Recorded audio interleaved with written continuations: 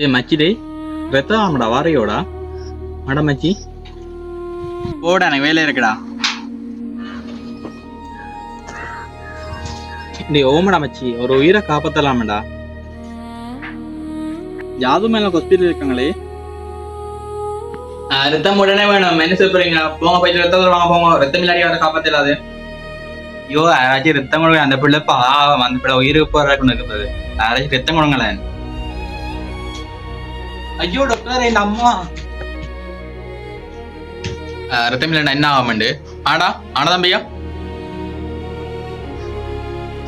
போர் எடுத்தால் யாதுமாகினான்.